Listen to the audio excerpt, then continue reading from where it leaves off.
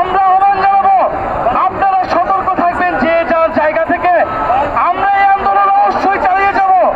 আমরা আজকে শুনেছি, দেখেছি, আজকে রাতে প্রথম আলো এবং ডেইলি স্টারে অগ্নিসংযোগ ঘটানো হয়েছে।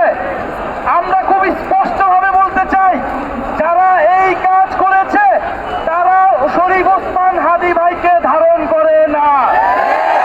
তারা এই আন্দোলন, এই বিক্ষোভকে ভিন্ন দিকে প্রবাহের চেষ্টা করে যাচ্ছে। অবশ্য পুরো বাংলাদেশ যখন আজকে ঐক্যবদ্ধ হওয়ার কথা, শরীফ ওসমান হাদীর শহীদী মৃত্যুকে ধারণ করে, তখন বাংলাদেশকে আজকে বিভাজিত করার চেষ্টা করা হচ্ছে। পুরো আন্তর্জাতিকভাবে দেখানোর চেষ্টা করা হচ্ছে।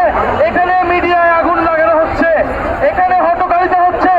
এগুলো যারা করছে তারা খুবই পরিকল্পিতভাবে স্যাবোটেজ করছে, এবং আমরা যাতে আন্দোলন গড়ে তুলতে না পারি সেই চেষ্টা চলছে। ওই প্রথম আলো ডেইলি স্টার নিয়ে আমাদের সমালোচনা রয়েছে, আমাদের বিরোধিতা রয়েছে।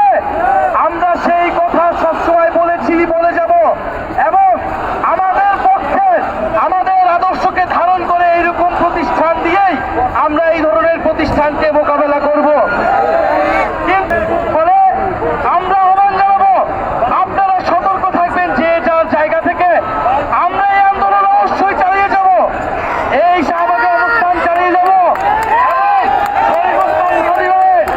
খুনিকে ফেরত না পর্যন্ত আমাদের আন্দোলন চলমান থাকবে। যারা আগুন লাগাচ্ছে তারাই বরং আন্দোলন বিরোধী অবস্থান নিচ্ছে।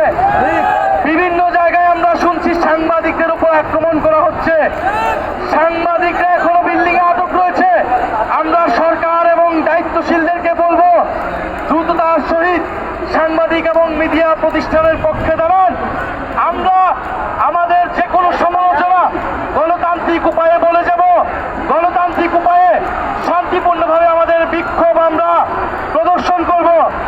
ফলে আমরা সকল রাজনৈতিক দল, ফ্যাসিবাদ বিরোধী রাজনৈতিক পক্ষকে আমরা বলতে চাই, দায়িত্বশীল জায়গা থেকে কথা বলতে হবে, দিক নির্দেশনা দিতে হবে, এবং এই যে মিডিয়া প্রতিষ্ঠানে হামলা হয়েছে এটার নিন্দা জানাতে হবে। কারা এর সাথে জড়িত তাদেরকে গ্রেফতার করতে হবে, তাদেরকে চিহ্নিত করতে হবে। তারা আন্দোলনের মাঝে ঢুকে বিভাজন তৈরি করার চেষ্টা করছে। প্রিয় সংগ্রামী বন্ধুগণ, আমরা এই রাতে নেমে এসেছি কারণ আমরা মনে করি পুরা বাংলাদেশ জুলাইয়ের মতো ঐক্যবদ্ধ হতে হবে। আমাদেরকে প্রতিষ্ঠান গড়তে হবে, নিজস্ব